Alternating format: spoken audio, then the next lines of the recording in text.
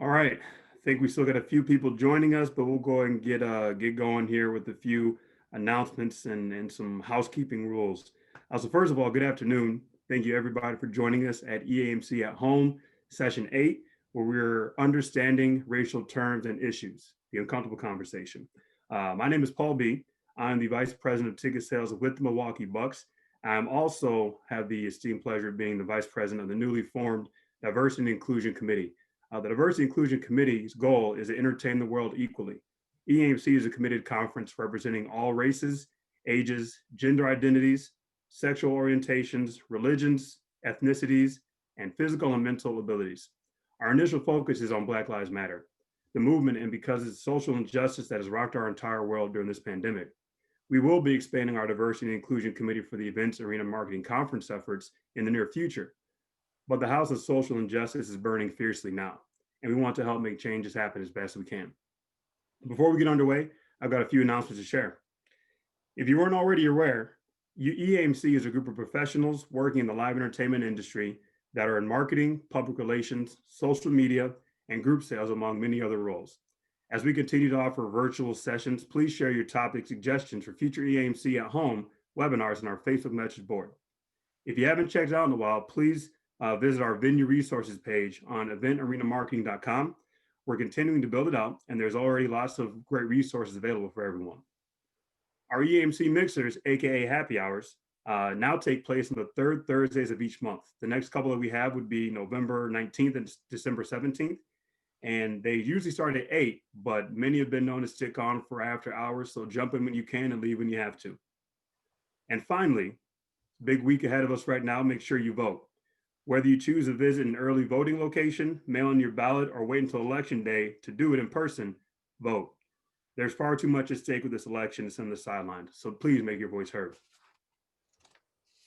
Next, I want to go over some housekeeping rules for the session. This was a little bit different, so bear with me here. So this session is going to be recorded. We will be putting this on the EAMC social media channels, but know that there's a different area we added to this one. We are going to be doing 1 to 2 breakout sessions depending on time.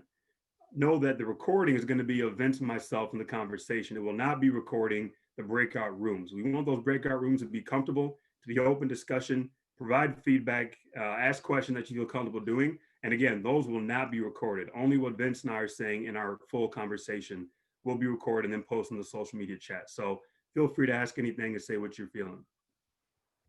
One thing I also want to make clear is that this is not politics. It's about humanity and justice. It's doing right by people.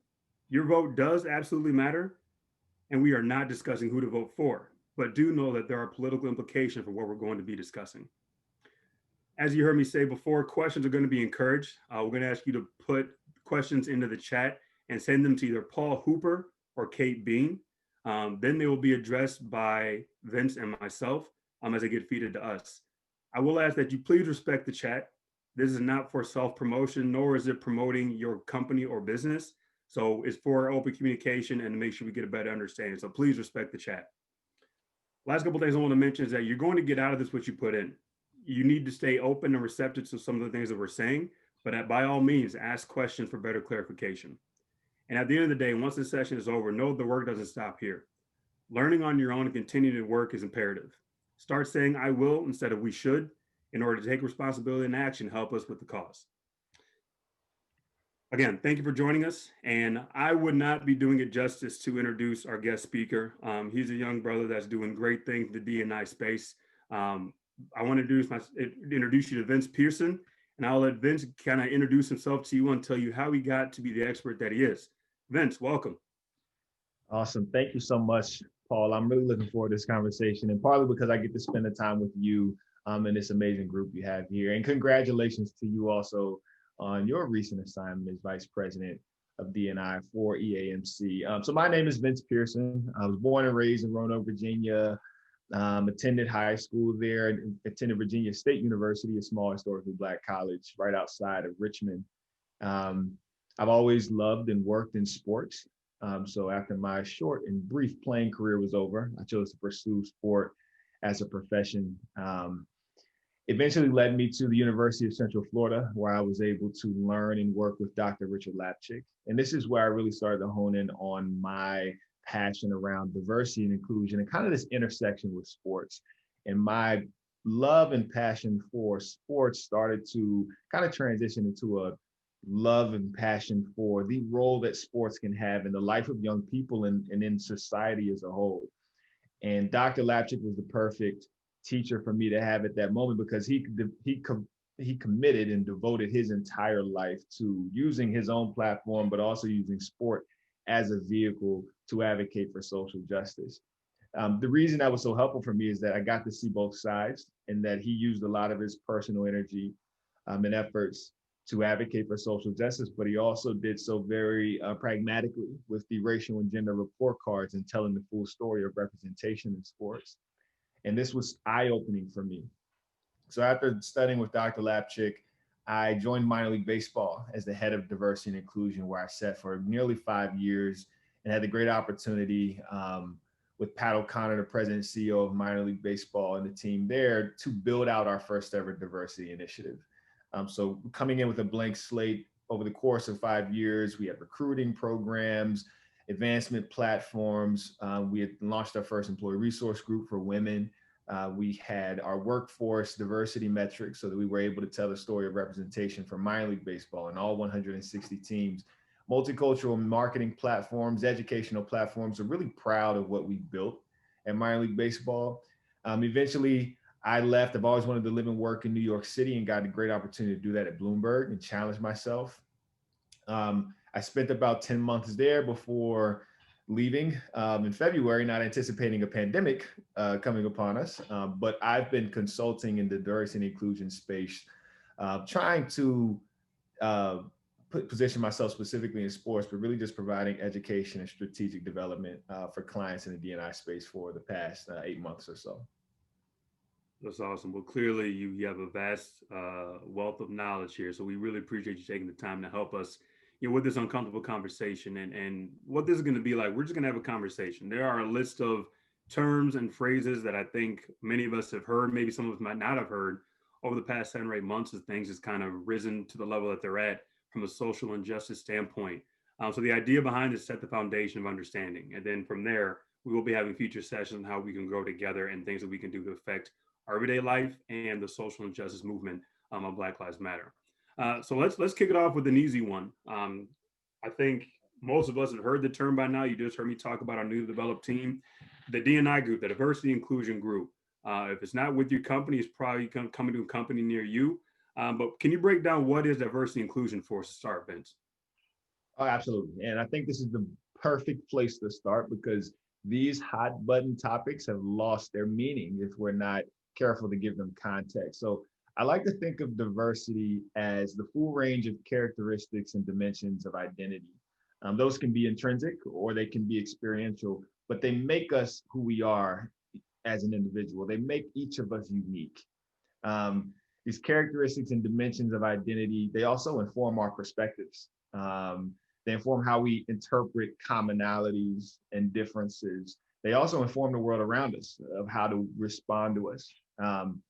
So that's how I like to think of diversity. And then inclusion is the verb in all of this. Inclusion is leveraging all those differences, that melting pot that is diversity, is leveraging those differences to increase contributions and opportunities for everyone. So I think we often hear diversity and inclusion used together, and I think rightfully so, because that is recognition that diversity alone, representation alone is not enough. We have to have inclusion so that people are able to bring to the table those unique experiences, those unique perspectives and the strengths without sacrificing or minimizing those core aspects of their identity that make them who they are. So I think that's why you hear them used together. But that's the context at a really high level. I think we also have to be willing to consider what that means with some historical context, understanding our society, and then when we get outside of that, giving thought or maybe studying what happens in other cultures. It's interesting you said that when you mentioned, accepting and making sure that we're including everyone, but not minimizing. I think that's a hard thing to do, right? And I've only been in this space, really since, the pandemic and the social injustice movement really began. But that they've learned over the past several months has been insane. Like it's great to know things I thought I knew, but I didn't. And even an example of that will be kind of the next one here. And I think some of the, and tell me if I'm wrong, but I think some of these words get added in addition or replacement, maybe the diversity or inclusion. But can you break down the difference of equity and equality? Absolutely. And equity is one that I've even started using more myself in the last 2 years or so.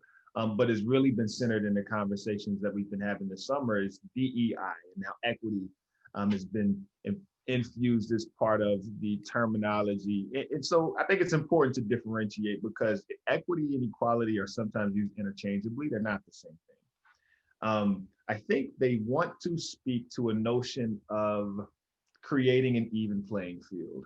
Equity, or excuse me, equality is the notion that we're creating this even playing field by ensuring that anything that's distributed is distributed evenly. So this would say, this says we're creating fairness by Paul B gets $1, Vince gets $1, and everyone in the audience gets $1. That's equality. Equity in this same context, it's a bit more high touch. It's a bit more informed in approach to creating justice, really, and creating fair outcomes. So equity takes into account different personal needs. Equity will take into account different historical contexts, different historical oppressions that have been levied against different groups in our society, and then have the conversation of, with these things taken into account, now how do we create an even playing field? One great example that we actually see in society today in a virtual environment is in our schooling. In many school districts, even where students are given laptops, we're going to virtual learning now, so we're going to give students laptops or iPads so they have the equipment to learn from home. What if I don't have Wi-Fi?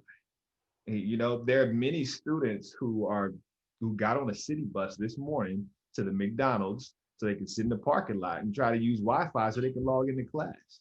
Well, equality says everyone got a laptop. Everyone was given access by this laptop or iPad. Equity says there were some other needs we didn't take into consideration here. So I think that's the difference. And they're both a necessary part of this conversation, but we've got to know how to use them, not interchangeably, but more specifically to a situation. That's pretty powerful for me. And a couple things that stuck out to me was one, the history of this, and that's probably been my biggest journey along this way of things I thought I knew, right? You know, because as a Black man growing up with a Black family and my parents and grandparents, everybody teaching me all the necessities that they thought, well, there was so much that I didn't really get to dive into. And then moving forward, talking about this equity and equality, I bet there's a good amount of people on this call that, yeah, when they hear that schools are you know, getting laptops and all these great benefits of technology, but yeah, I guarantee there was a kid this morning that went to a McDonald's because he or she didn't have Wi-Fi at the home. Things that people don't think about. So that's what I love about what we're doing here and kind of opening doors and eyes to this, that these things really happen. Like there's no reason for you to make it up or me to embellish. Like this is real life stuff that's happening all around us. We just may not be exposed to it. So that was very enlightening. I appreciate that. No problem. The next one, this is kind of where a lot of this stemmed from, but this whole social injustice movement. I want to make sure we make a clear understanding of what this is and what it isn't. I know I feel like hundreds of conversations with friends, family, colleagues, and anything in between of what is happening. Like I'll use Black people, us in particular, why we were so angry and affected by what was going on, and people were confused and thinking it was just against police completely. Like we just don't we want to fight the power they're not doing right, and that's how we believe in what we're focused on. And that really isn't it. So without stealing the thunder, going too deep into it, can you break down what this social injustice movement is and why it's become such a forefront topic now? Yeah, I think that the important thing to understand about advocating for social justice is that this has always been a part of our society. There's always been in our society a group that has been oppressed and perhaps even historically oppressed. And there's always been advocacy for equal rights, essentially, for equal protections for said group. So it's not unique. I think what makes it unique now is, I think we've been this kind of combination of being forced into a digital or virtual environment, being forced to sit at home a bit more, even for too many people today, being forced to not have the outlet of going to work. So many people are unemployed now. So you're sitting with these occurrences of police brutality, the lack of access to healthcare with a global pandemic upon us. And we're seeing the racial disparities in who's protected, who's given healthcare, who has access to what essential needs are. And that kind of allows this conversation to bubble up. Black Lives Matter, I think, was started in 2013. Some folks are, I don't think hearing it for the first time, but maybe paying attention to it for the first time. And it's not again, kind of like you opened with, the intent is not, it's not specifically political. However, though the implications are absolutely and definitely kind of grounded in what happens with our politics, because we look at, where these protections or how they're guided, they're usually are going to be political figures who are in seat and have the authority to drive those conversations. But I think for the greater part of what we see, and this is kind of how I like to put it for myself, what we do, you and I, Paul, in any diversity and inclusion responsibility, when we do it in corporate environments, it's called diversity and inclusion. When it happens in society, it's called social justice. It's called advocating for social justice. I think the two are actually really intricately connected. They're different in their approach. They're different in the context by which they're happening. But we're advocating for new policies, practices in our corporate environments. Protesters in the street are advocating for new policies and protection, or policies and practices for who's protected, who has access. So I think those similarities are sometimes downplayed. But that to me is kind of at the core of any social justice movement. It's how can we, adjust our policies and practices so that more people are protected. That's huge. And I'm still learning. I'm still writing notes, as you're talking about this, because these are things I haven't even really paralleled, as far as the similarity of D&I when you're at work, and then what we're doing in our homes and on the streets and with our families. Like, there are the same similar things, they're just in different levels of context there. So wow, that's huge. I feel like Oprah and I'm saying aha moments, but and that's a good one. That's good info. And everybody's not going to get a car. We don't have cars, everybody. Right? No, not happening here. Not today. All right, here's another one. So this is one that I kind of picked up on that I never really thought about, really in my life, but it's something that I will definitely say happens probably almost on a daily basis, but this is normal time for us. Unconscious bias. I think everybody understands what bias is, but unconscious bias kind of takes us to a different level of understanding. Can you explain what that is? Yeah, I think that this is definitely a term. This is usually the entry point for like education and learning. And the reason is that we all have unconscious biases, no matter who we are, how we grew up. They're just the way that we are designed as human beings. We're going to pick up unconscious biases. And for anybody who's listening to this and can say, oh yeah, I know what my unconscious biases are, those aren't your unconscious biases. Those are your conscious biases. The unconscious ones are things that you just do not know. They're perspectives that you don't know that you hold. So when we think of unconscious bias, I like to define this as really just I don't want to say prejudices, but the attitudes, the thoughts and beliefs that we hold that influence our behaviors and actions to an extent that we're just not aware. This can be seen in areas like, let's say there's a hiring manager, and for the last, 15 hires, it's a very similar person, and this is likely. Actually, I'm not going to use that example. A place where unconscious bias can be recognized is in that over 65% of American CEOs of Fortune 500 companies are 6'2" and above. that is an unconscious, that would, any type of thing, I think the average height on there is like 5'8". And this is, I say of a man, I believe that, I know that over 90% are men, but there seems to be an unconscious bias that leads towards some type of connection between height and leadership. For whatever reason, we've decided that this posture, this physical appearance, this height is important to who we see as leaders.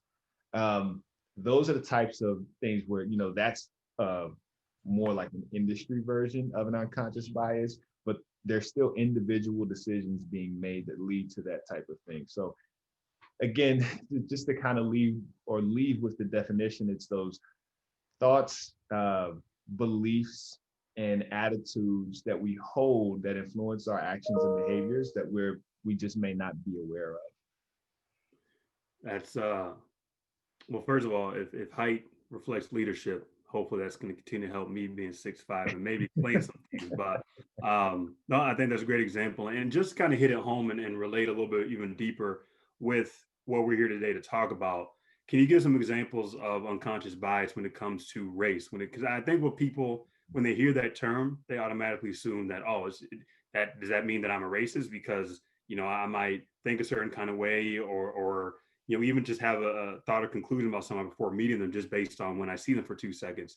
Can you explain how sometimes there can be ways that people need to change and be aware of, but sometimes it's just something you notice. Can you give a couple examples of that? Absolutely.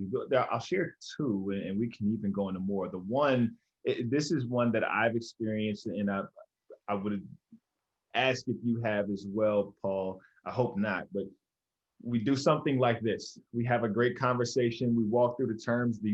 I walk you through some of the things that I've spent the last 10 years of my life to become an expert on. And I shouldn't even say an expert, but to become a practitioner within the D&I space. And someone writes me afterward and say, wow, Vince, that was really great. You were so articulate. And, someone might say, well, how is that an unconscious bias? How is that even biased? How is that even offensive at all? And it's just that, again, the appearance of being surprised at my ability to articulate, especially on a conversation that I've studied to be able to sit in, the unconscious thought there, the unconscious thought, belief, or attitude is that you didn't expect me to be able to articulate to that level. And that's how it often lands. But I've heard that countless times in my career. Wow, they're really articulate. And it's like, yeah, well, I'm sad that that's your key takeaway. The other, it more revolves around how we assess value.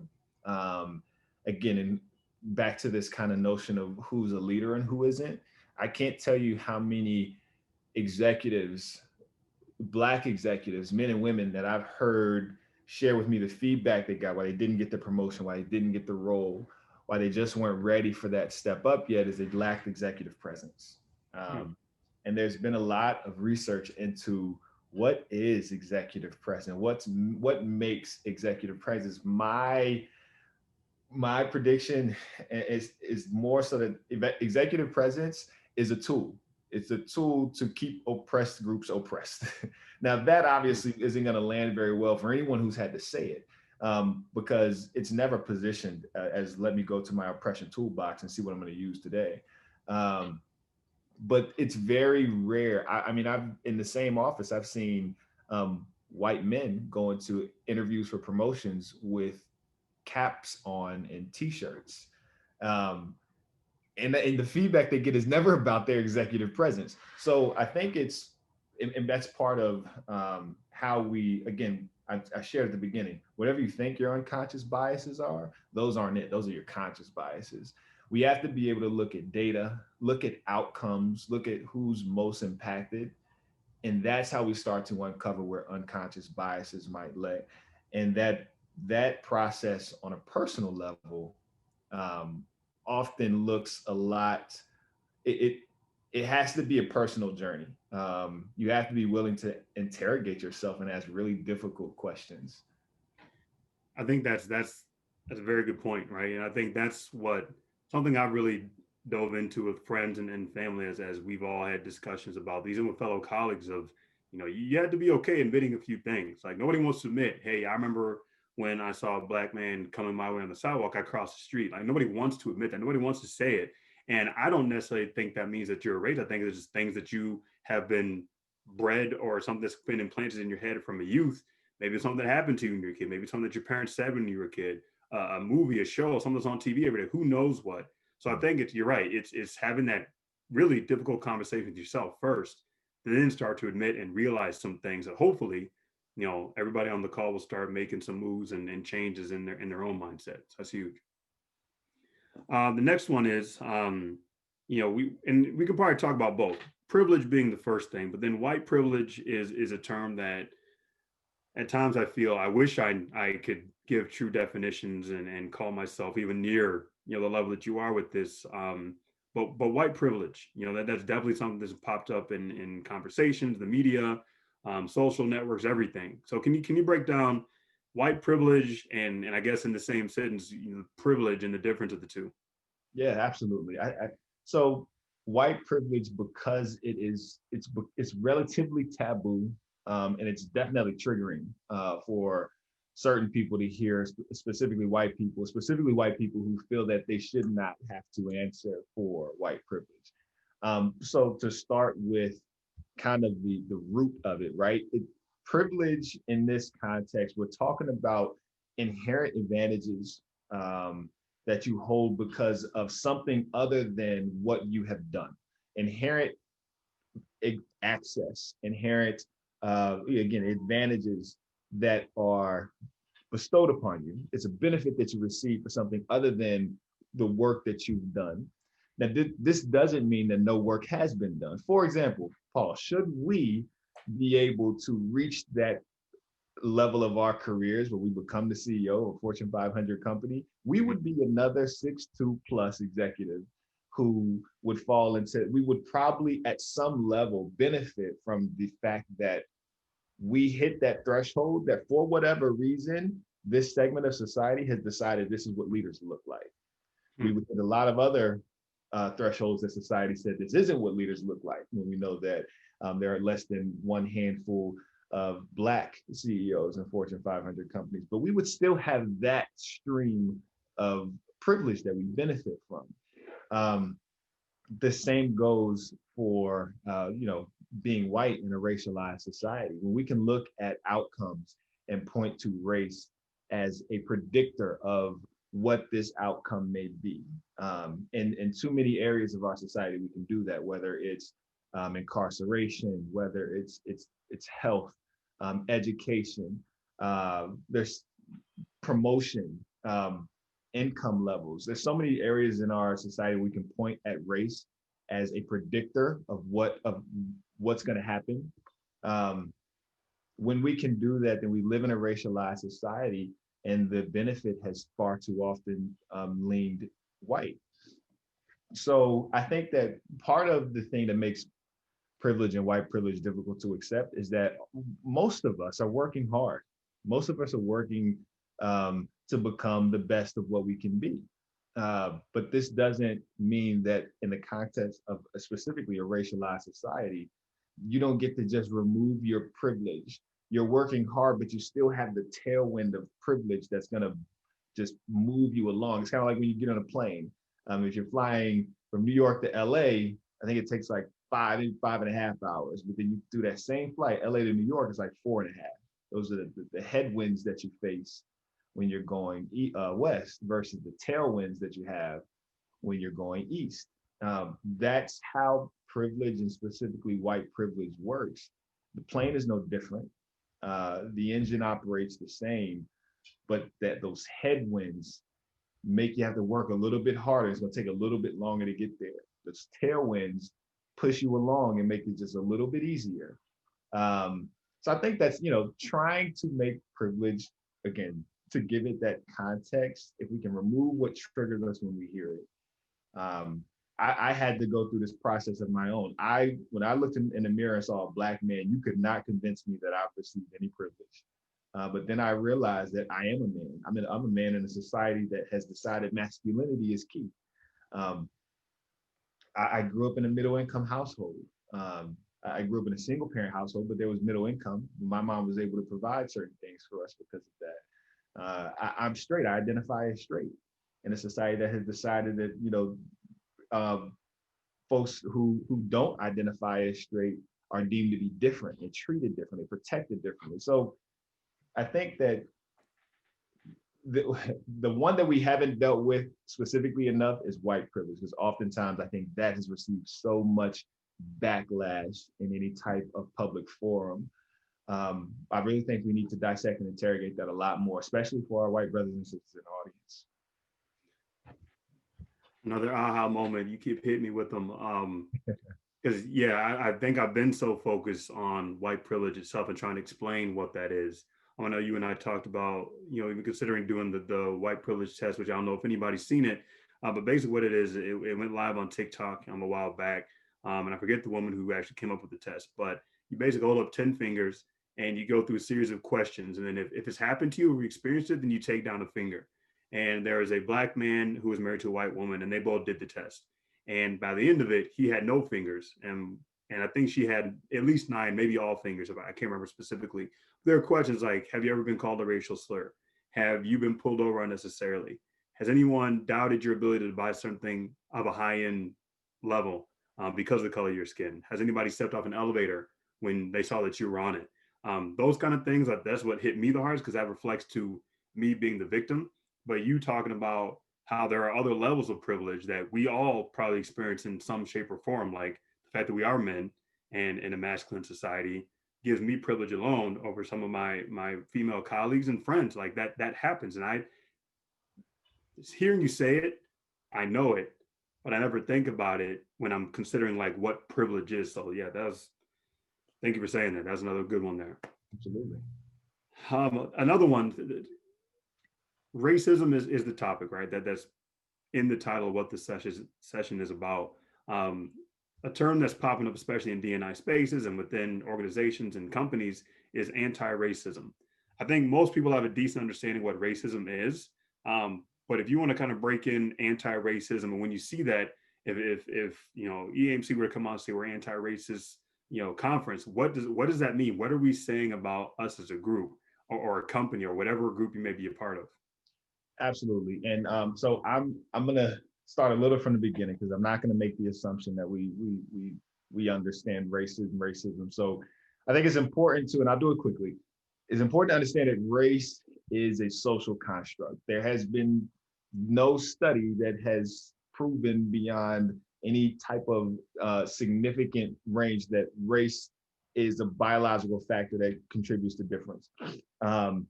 It's a social construct that's culturally and politically reinforced and maintained.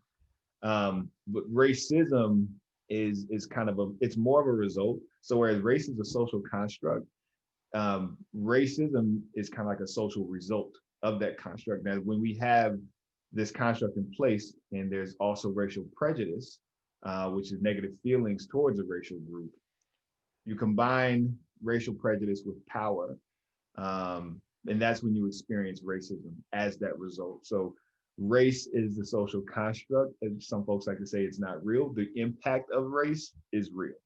I like to say that race is a noun, or excuse me, racism is a noun. The mistreatment of people based on, or let's stick with that definition, racism as the social result of the exercise of power against the racial group, that's a noun. Anti-racist would essentially be anything that works against that. But I like to say that anti-racist, if we're going to say we are anti-racist, that's got to be a verb. You got to be able to point to and tell me what you do, or how you what you do that makes you anti-racist. And it can be things like this. We've started our journey to learn more, and we're committed to this journey to become a place where race is not a predictor of success, or race will not be a predictor of who attends or who speaks or who's heard in our conversations. Once you start that journey, you start a journey to become anti-racist. And I can sign off on that. I think what we're seeing far too often, and just like with diversity and inclusion, it is the buzzword. And you start to see anti-racist thrown on some company's website that has never talked about racism in a meaningful way. That's offensive. And I just have to say this because someone just put in the chat, Paula, start early educating our children. Oh my goodness, there's nothing that you could do to show your support for advocating for being anti-racist than being sure that in this household, anti-racism is the law. In this household, anti-racism is not the exception. So I think that's a powerful way is, you know, maybe it's having an awkward, a tough conversation over that Thanksgiving dinner that's coming up, because I'm just not going to listen to uncle, auntie, grandma, whoever throw these racial slurs or, you know, these just racist thoughts out at the dinner table or out at any place, because it's not right. And that's part of it is speaking up when you hear it. So speaking up when you hear it without the full script of how to walk someone from start to finish, because that's difficult. That type of feel like you need to have that that's what kind of allows it to persist, is that we don't know what to say. We say nothing, and next Thanksgiving we do the same thing again.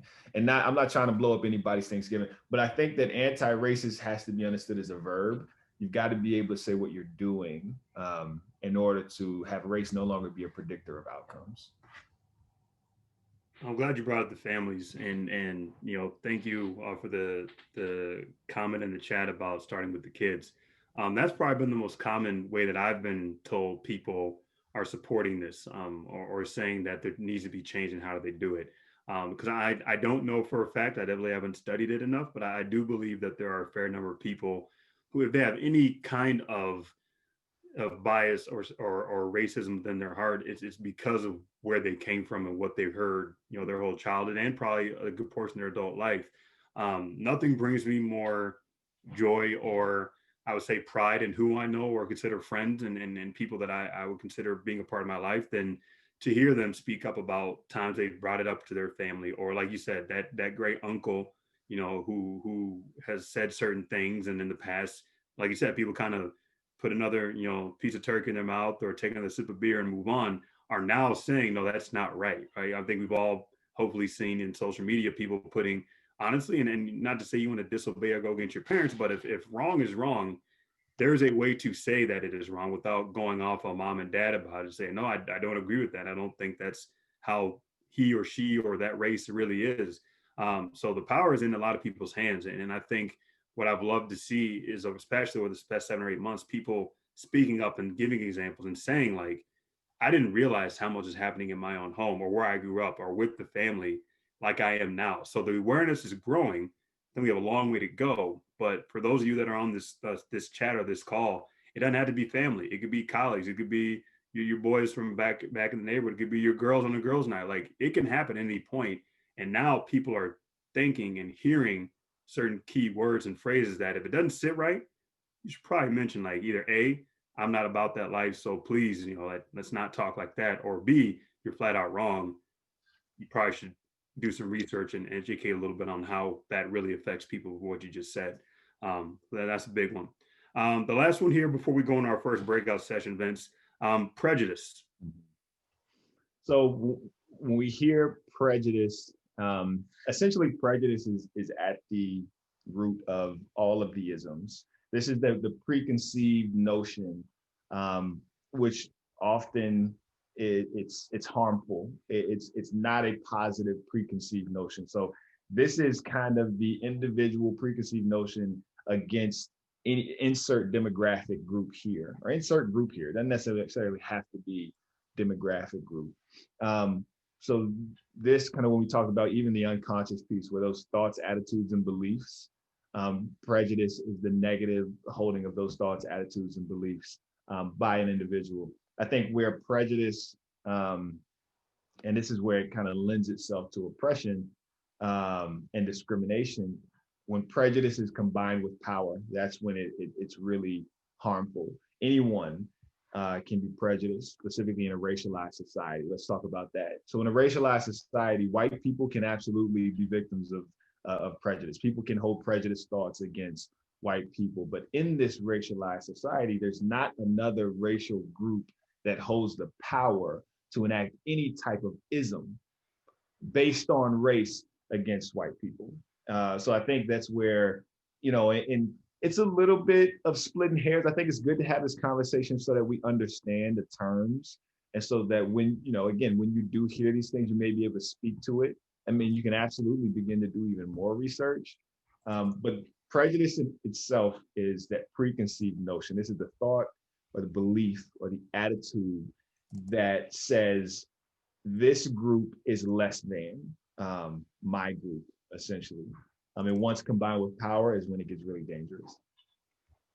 Yeah, that's yeah, you're right. That is a scary point for sure. Thank you for saying that. Before we get to the breakout, we do have a handful of questions I want to make sure we address, Vince, and then we'll head into the first breakout.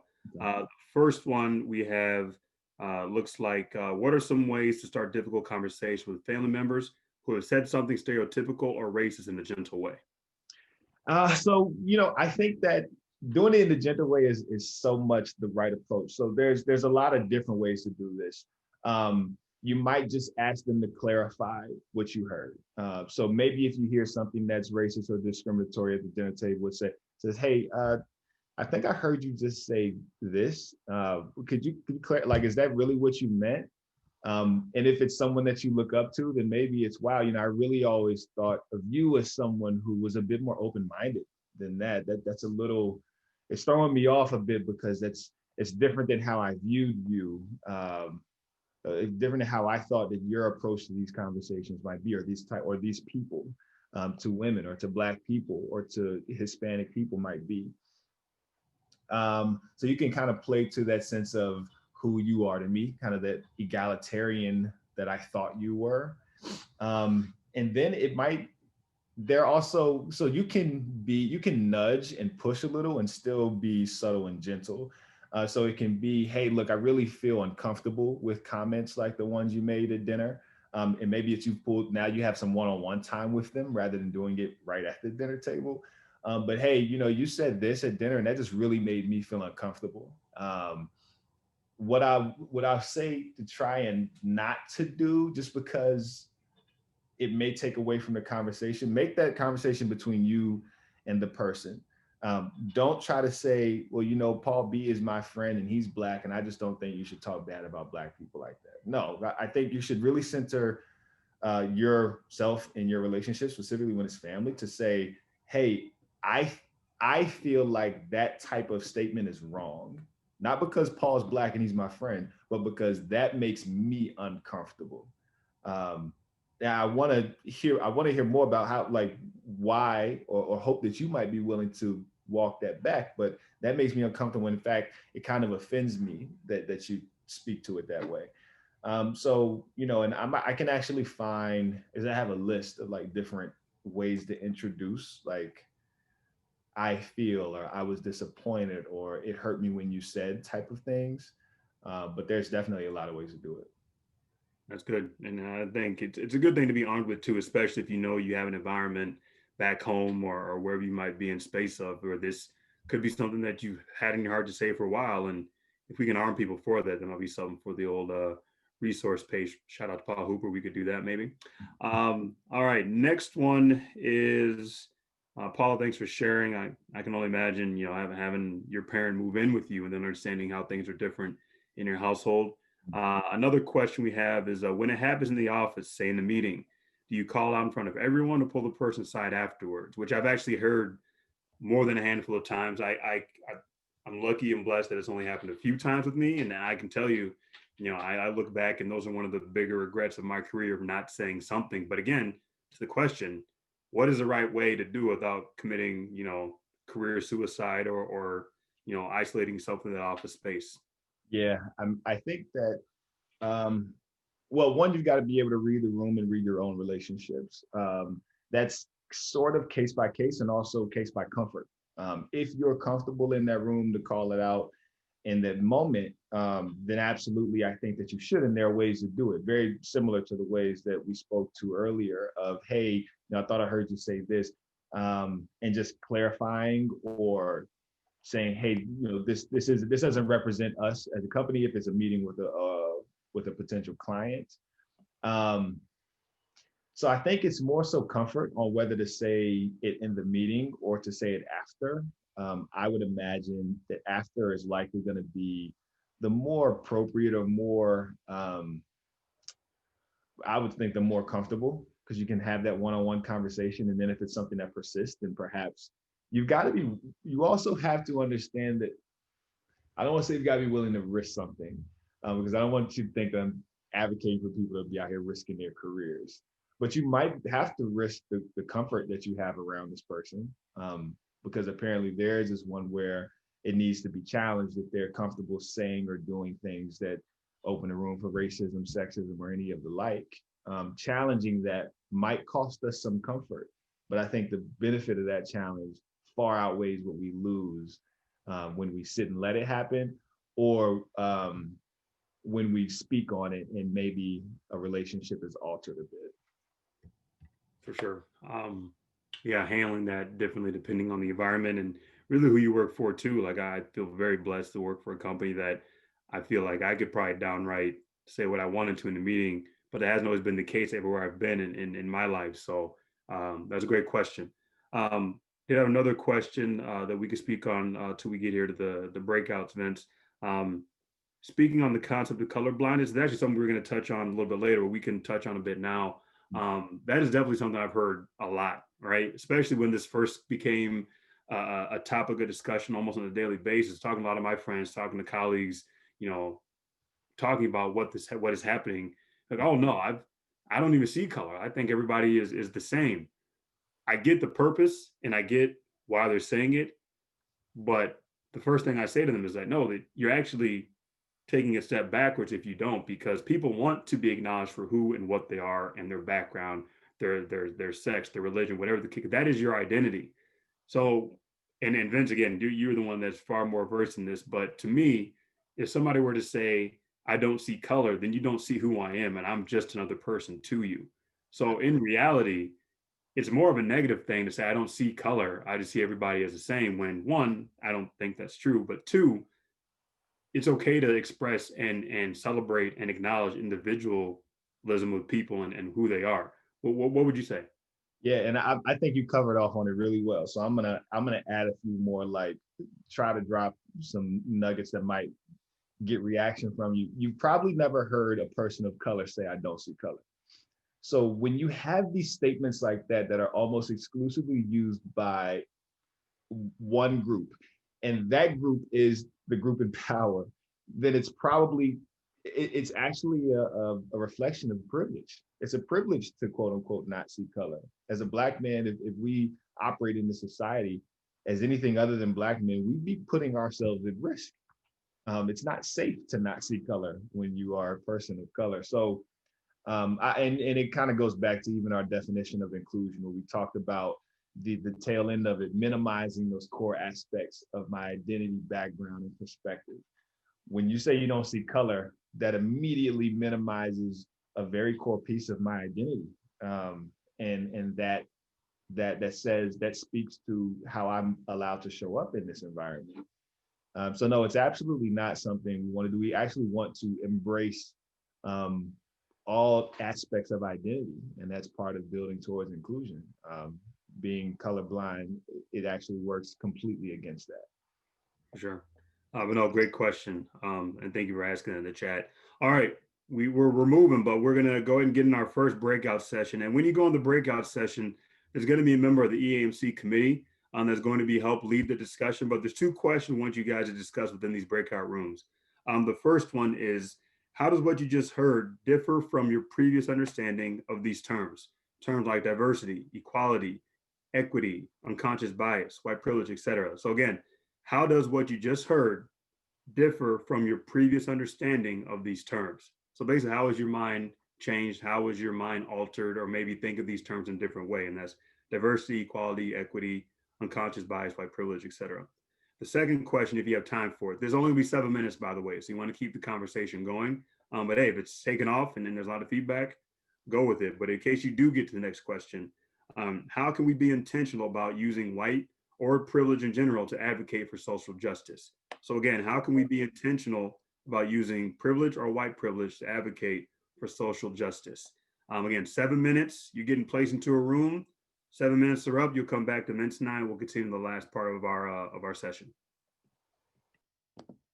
Okay, I think we're getting everybody back. Thanks for those that were able to stick around. I know we're going outside the norm of an hour here, but we got some last couple things here leading in this last part of the discussion. So hopefully you have some good discussion. Speaking of which, if you all, the leaders that were leading that, especially from the committee that were heading those individual discussions, if you want to kind of type in some of the answers you guys realized from that conversation, maybe the high level things that maybe some aha moments for the group or things you didn't know or what the discussion was leaning toward. You want to put them in the chat. Vince and I would love to see, what the discussion topics were as we get going here. We got a handful of other terms and things we're going to hit, and then we're going to have time for the last breakout session, unless we really get rolling on some of these and then keep going from there. So until we start seeing some pop up here, we will keep moving. All right. So Vince, we talked about racial injustice and a little bit about the social injustice movement itself. I think one of the ones I had numerous discussions on was Black Lives Matter, All Lives Matter. I get the premise of why people want to know why all lives isn't what everybody's saying and what you see on the social chats and everything. But what's the difference, and why is all lives matter actually a little bit counterproductive to what the Black Lives Matter movement means? Just a reminder, you're muted before you get going, and then we'll dive into it. Well, one, you're good because I did not know that. Two, I think that it's kind of contextualized almost in what we talked about a little early before in equality and equity, where equality can at times be well-intentioned, but it has blind spots. And when we say things like all lives matter, that's one that may be steeped in equality. But equity says, wait, there are some other things we need to take into consideration here. There's historical oppression against Black people in this country that we need to speak out.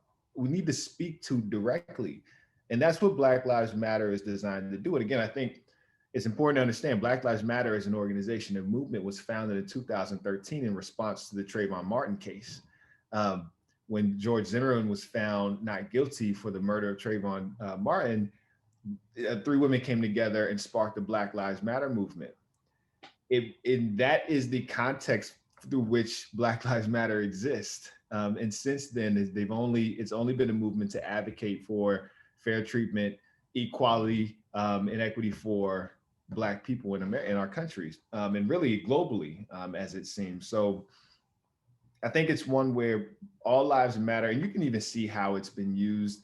It's been weaponized against Black people in the conversation of equality and equity. Anytime a term like that is weaponized in a way that actually does nothing to help any conversation in any direction, light bulbs should be going off in our heads to say, hey, that something's not right here. I know I said I wouldn't be as long-winded, but again, going back to kind of like the tools of oppression, they've had to, and racism itself has had to recreate itself time and time again in our society. Racism can't look the way that it looked 100 years ago or even 50 years ago. So now it starts to look a little different, and it looks like things like, I don't see color. It's passive, it's friendly, it's not directly an attack, but it's minimizing to your lived experience as a person of color. And it also sounds like things like all lives matter, where it's like, I see what you're trying to do with that movement here, but it's really about all of us.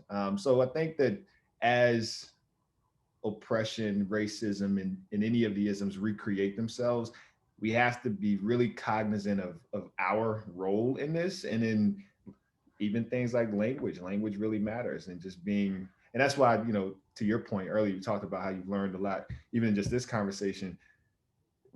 It could all change in 10 years, and we have to stay engaged so that we can catch it and continue to adjust and be sure that our environments are able to change and remain anti-racist and remain inclusive. Absolutely. That was a great way of breaking that down. Just hit a couple of the things from the groups, some of the breakouts.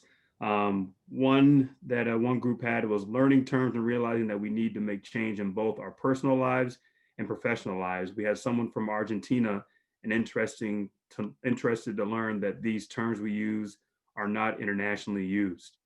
which is interesting. I'm sure that's a whole other topic that we could hit on, but that's a very good point. Another one from another group was equity versus equality, previously used interchangeably. Thanks to you, Vincent, for sharing examples which clarify the difference between the two. Also, the focus on unconscious bias, intent versus impact are the words we use. Yeah, for sure, that's a good one too. Another one, how can we use our privilege to help for social justice? Oh, this is a question, I think, actually. How can we use our privilege to help for social justice? Oh, this was the break, I'm sorry. Use micro affirmations, the opposite of microaggressions, to help people who may be marginalized.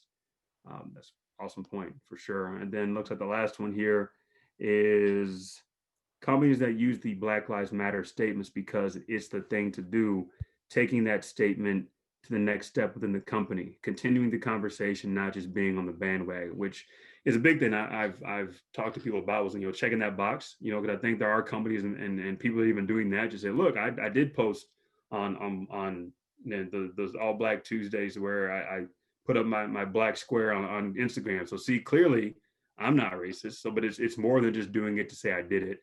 So that's a very good point.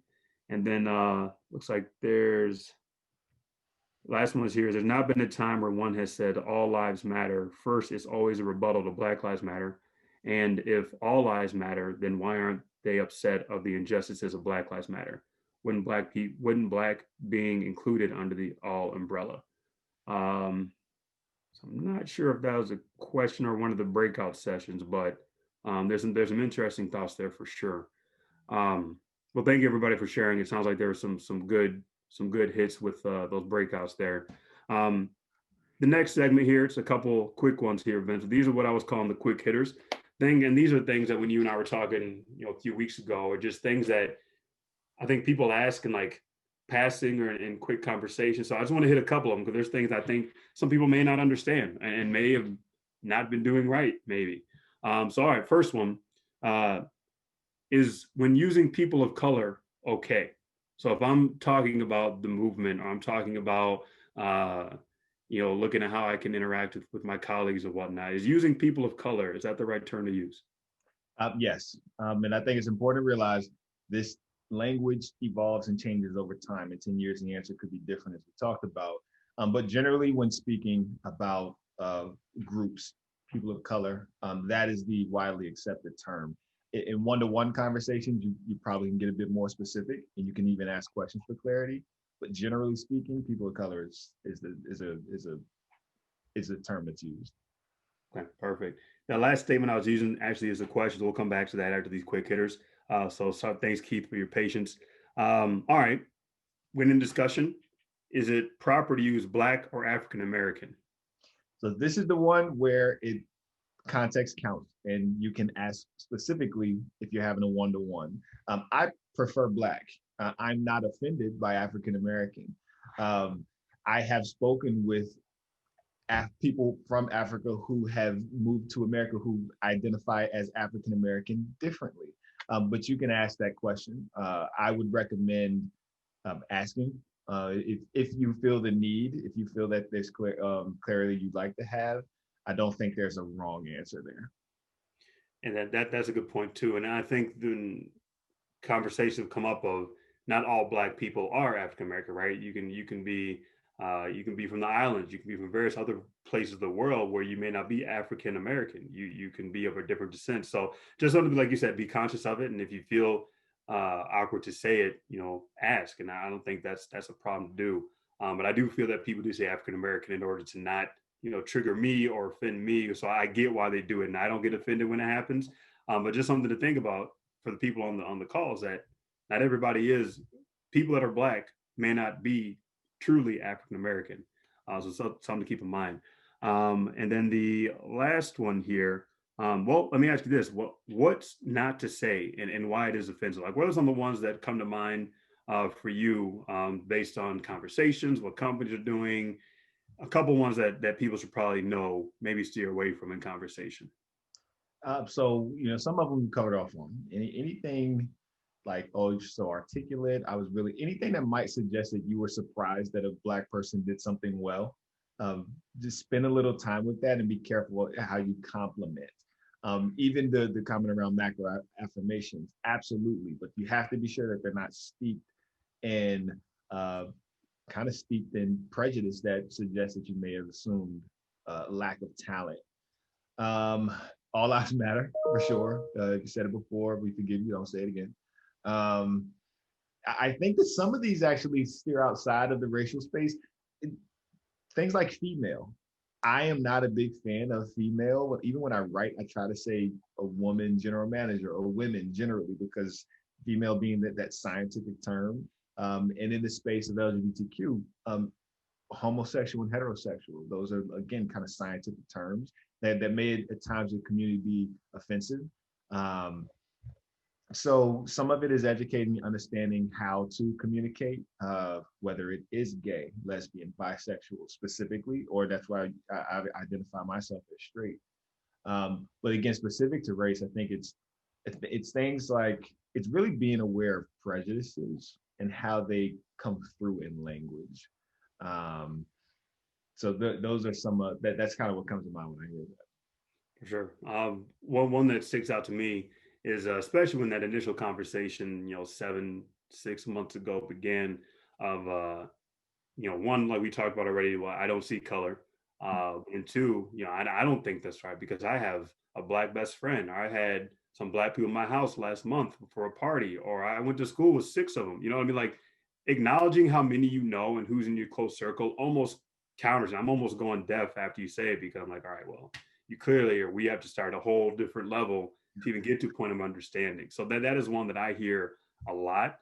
I mean, I tell some of my boys, it's like, listen, when somebody challenged you because of something you said, you can't use me as your rebuttal of why you aren't racist and why you didn't mean it in a certain way. Like, I know we're cool and we're trying, I guess you're your brother of mine, but they don't care to hear that. They want to know, okay, you know what, my bad. I didn't realize what I said. Let me acknowledge that, and I will work on that.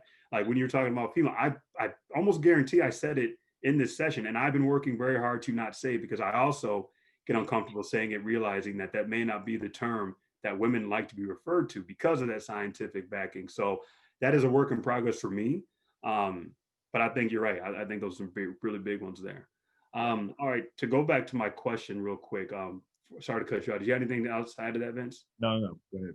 All right, cool. So make sure I address Keith's question properly. The question is: there's not been a time where one has said all lives matter first. It's always rebuttal to Black Lives Matter. And if all lives matter, then why aren't they upset if the injustices of Black lives? Wouldn't Black be included under the all umbrella? It's a fair question. Yeah, I think that is that's the conversation, right? And that kind of goes to show just how all lives matter. It really is weaponized language, and that's something to just be really mindful of. You're right. There's so many ways to poke holes in the all lives matter that it's almost, I sometimes forget, because I spend so much time in the conversation, that when I hear it, it's like, wow, people really still say that? It's like, no, people still march to it. So yes, it's a very important conversation to have. But yeah, that's what we're about. If we truly believe that all lives matter, you'd be standing next to us. Very true. It's a good way to put it. All right, so we got about 16 minutes left, and normally our breakout sessions are 6 minutes. So if we want to go ahead and hit some of these, let's discuss. That's my daughter. We will be looking at, all right, the next one up is going to be how to be an ally, because I think that's important. Like, people are here for a reason. They want a better understanding, which applause everybody joining in. But if you are trying to help the cause, you're trying to better yourself, better your company, better your friends, family, whomever, what is a way that they can be an ally now they're going back to their normal lives? I think that being an ally really starts with taking responsibility and accountability on yourself. Kind of to your point about a friend who I can't tell you how many friends reached out to me this summer and said, Vince, oh my goodness, I want to help. I want to do something. What can I do? It's like, well, now I have to sort out these emotions for myself. I have to then go back to work with my clients. And now in a space when I do have free time, I have to create a list of resources for my white friends who, see that racism is still a thing and now they want to help. Honestly, Google, what can I do to be an anti-racist? What can I do to advocate for social justice? What can I do to help end racism? Even a Google search that is kind of that pie in the sky will net you results and things that you can begin to do. But I think it's taking that accountability. And the next step is really having an open mind. Even Paul, to your, I mentioned the thing around using women instead of female. And there are times even in APA, like grammar formatting, where they say like female is what you're supposed to use. And I've had to relent to that at times. But you're open to that conversation. You don't get offended if you're called out on it. So you have to kind of walk the walk in that way, and understanding that this learning process might hurt at times. The first time that I realized that I exercised my own privilege against women in my life, that hurt. I could never be there. I love my mom. I would never exercise that type of privilege against women, but I do, and I did. And until I advocate for women, then I always will. And I had to learn that. So if it's not hurting, it's probably not actually working. So I think that's part of the journey to becoming an ally. But start with yourself before you get out. And I mean, you can absolutely attend the march, because I think exposure is important. And again, if you're at the dinner table and hear things, you should absolutely call that out. But start with self, understanding and learning, and then start to encourage and influence the people who are around you. That's huge. No, thank you for that. One more question popped up before we keep going. Are there other phrases that are being weaponized that we can fight against? I know we talked about a few of them. I want to if you're cool with it, Paul, I actually want to think about that and go through some of my decks to be sure, because that's a good question. But I want a few seconds to think about that one. So, yeah, for sure. No, we can keep rolling on another one. We can come back to that when you're ready. Next couple ones up. Capitalism. What is that?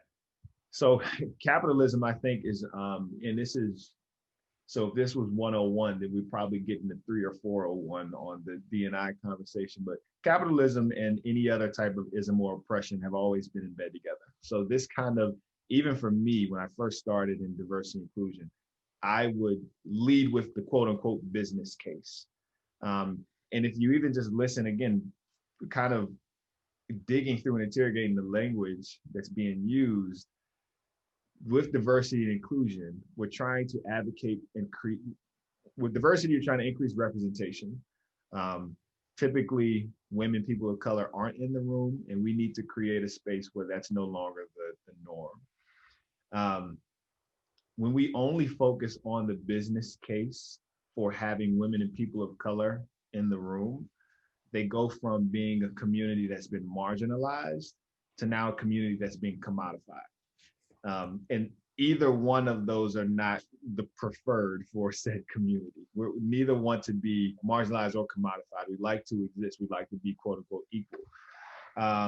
So I think understanding the role of capitalism in any type of oppression in a society, they're always, in my opinion, they're always in bed together.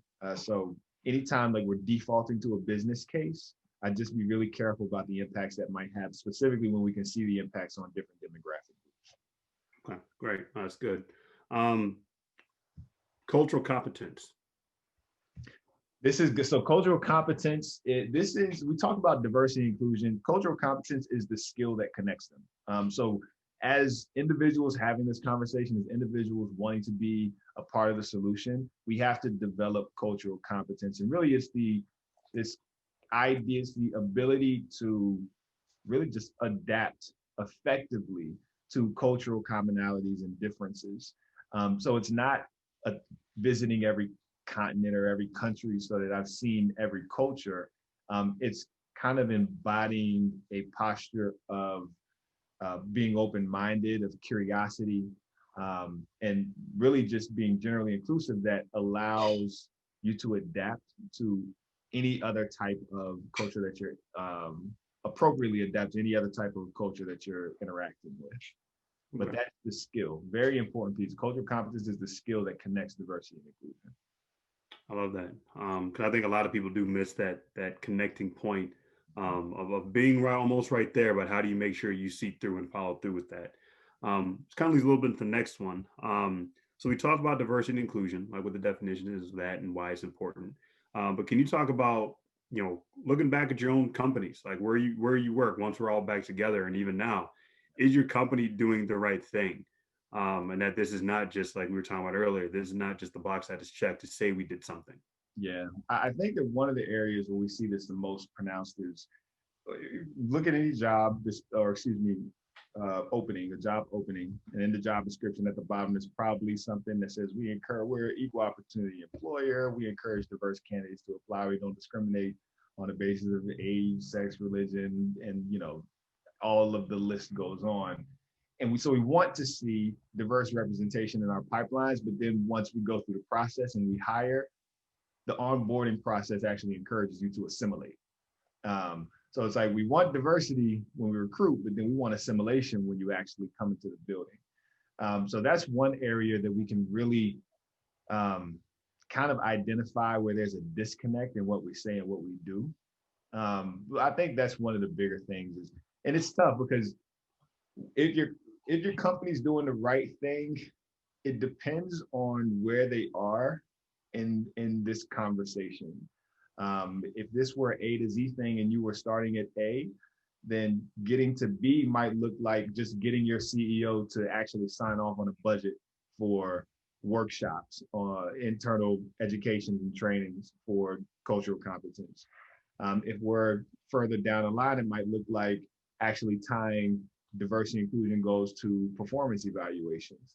So you need a little context of what your organization does and has done, but there are definitely indicators that you can kind of look to see what's the next step for us in our journey for diversity and inclusion. No, I like that. I think it's a good way of having people adequated and understanding not everybody's going to have direct contact with the CEO, but I think it's slowly moving up the chain to find advocates to kind of help change a curve within your company. And not every company's going to be on board to do so. So we all fully acknowledge that.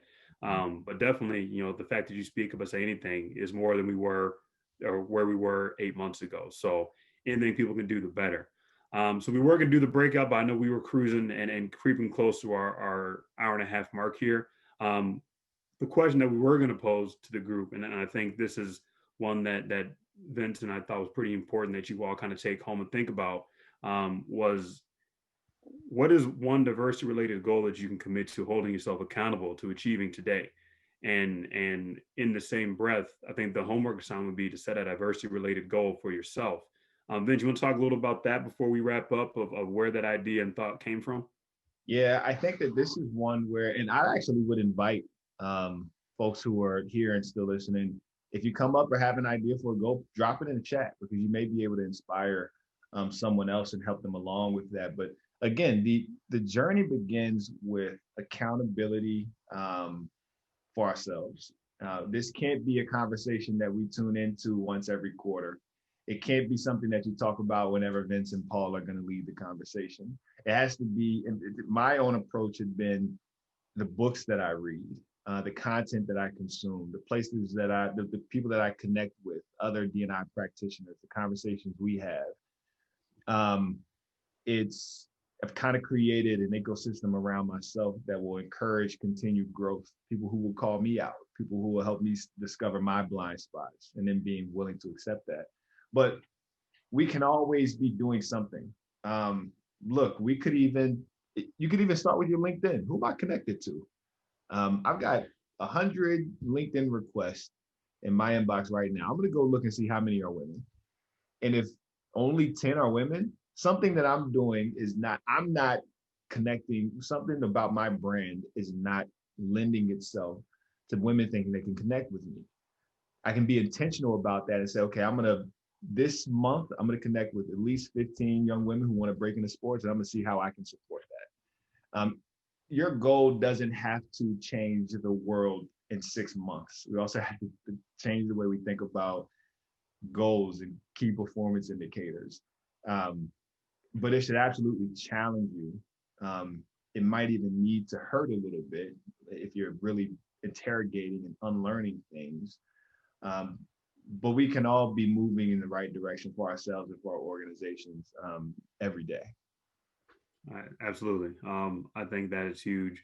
And one part that I would say is, you know, like, be committed to educating yourself. If you want a simple one, you know, that is one alone, because I will say that there's definitely a point. My wife and I were talking about it, that I think, and I'm speaking for Black people as a whole, but it may not be the case for everyone, but people were tired of being educators at one point because it was so much conversation. And I went the opposite route for a long time of saying, you know what, I think it's part of why I'm where I am now, is to be able to have those conversations that people aren't comfortable doing.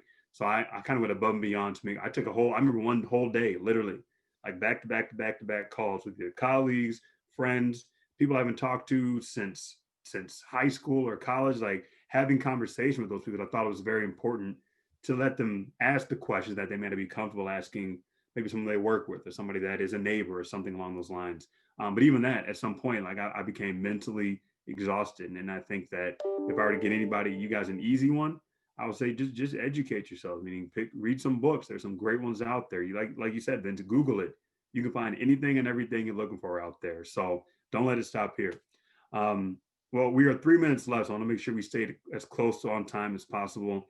I just want to say, Vince, thank you so much for joining us. You know, we've been on this journey with us for about a month, trying to get this plan. This being the first event for our D&I group through EAMC has been amazing. Shout out to my D&I group, but even EAMC as a whole for even being cool forming this group. Because I love the conference. I've been attending for a number of years, and to know that it's predominantly white, but then the people that are running this and setting this up every year acknowledge that that is the case, and know that, yeah, we need to make a change. There are so many different backgrounds of people that are doing amazing things in the marketing, sales, entertainment space. We need to have them a part of this. And how do we make that happen? So the fact that you all are being a part of this just shows that we are moving in the right direction. We have a very long way to go, but those of you that tuned in, this is where it starts. Vince, truly appreciate your knowledge and expertise. And this is probably the last time we will tap into using you. And anybody else that is looking for somebody to help start that conversation, obviously Vince is a man that can do that. He's on all social media channels. I'm not going to put all the different ways you want people to connect with you, Vince, but I'll let you have the last word. And again, thank you everybody so much for joining. And Vince, you in particular, I think this is very educational for everybody.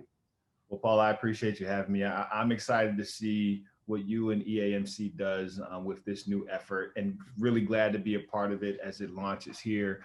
I can find me on LinkedIn. I actually hope that you will. Vincent Person. My email, vspearson@me.com.